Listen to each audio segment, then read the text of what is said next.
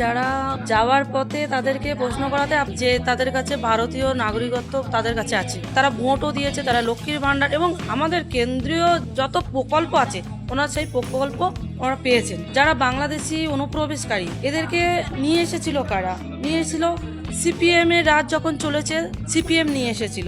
মুখ্যমন্ত্রী 2011 যখন এখানে নির্বাচনে লড়েন, তার দ্বারাই কিন্তু উনি বাংলাদেশে যারা অনুপ্রবেশকারী ছিল তাদেরকে কিন্তু চিহ্নিত করে বার করে দেওয়ার জন্য কিন্তু একটা ছক এঁটেছিল। মুখ্যমন্ত্রী তো একজন বাংলাদেশি মুখ্যমন্ত্রী, আমাদের রাজ্যের মুখ্যমন্ত্রী মমতা বন্দ্যোপাধ্যায়ের যে অনুগামী, তাদেরকে উনি কিন্তু ইন্ডিয়ায় রেখে দেন। তো তাদের কিন্তু যেতে হচ্ছে এবং তার ভেতরেই 2011 পরেও আমাদের রাজ্যে কিন্তু এপার বাংলায় কিন্তু ওপার বাংলার থেকে অনুপ্রবেশকারী শুধু হিন্দু নয় এবং সংখ্যালঘুরাও এসেছিলেন। সেই সংখ্যালঘুরা আজকের কিন্তু সবাই কিন্তু বর্ডার থেকে বলুন আর বাংলাদেশের চোরাই পথ থেকে যেমন এসেছিলেন তেমন চলে যাচ্ছেন।